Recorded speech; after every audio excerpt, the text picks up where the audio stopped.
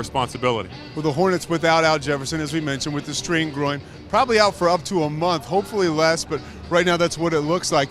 How does the Hornets offense run without Al on the floor? It's going to be different. One positive, if there is any positive, of Al Jefferson being out of the lineup is the fact that teams don't have any tape on the Hornets without Al. So is there a chance that they won't know what they'll do? Good things can happen. I think early on. Well, good things happened for the Hornets. They won 4 straight. They were averaging about 107 points, shooting about 45%. Since then, 4-game losing streak, averaging about 86 points, shooting about 37%. What would you attribute that to? Well, I think it's hard to say. We mentioned that season-long 4-game winning streak. Kemba was white hot. He struggled of late. What does he have to do to rediscover that gear? Over our shoulder right now, we were just looking at Gary Neal and Kevin Love. They are on the floor warming up. Kevin Love's going to go. Gary Neal, still questionable. I want to turn to you, Matt. What is it like when you're a guy who's being hampered by an injury and is a game-time decision, and you head out on the court, you're one of the last guys to warm up? What's going through your mind? Well, you're testing it out. Looks like he's going to go. As a guy who's a weapon offensively, how much can a hamstring come into play?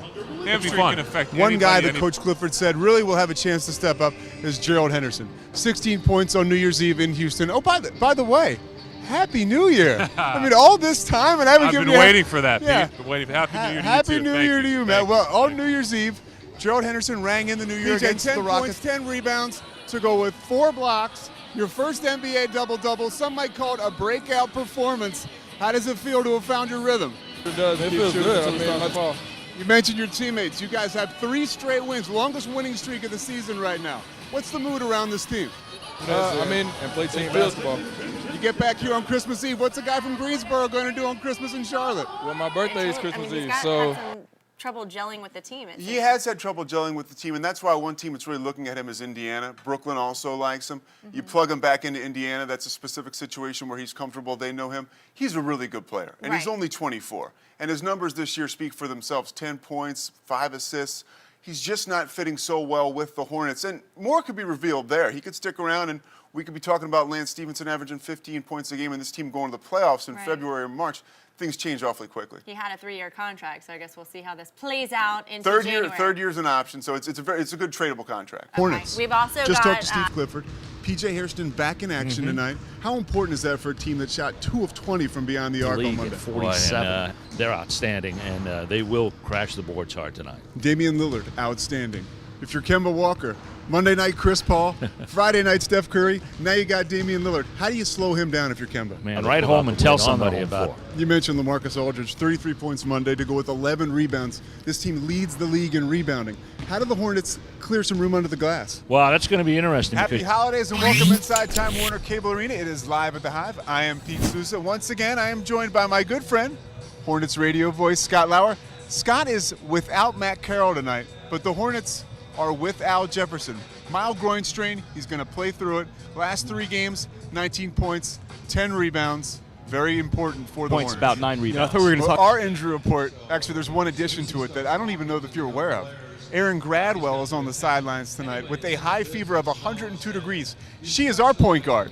So we pass to, I guess, maybe our 3 or our 4.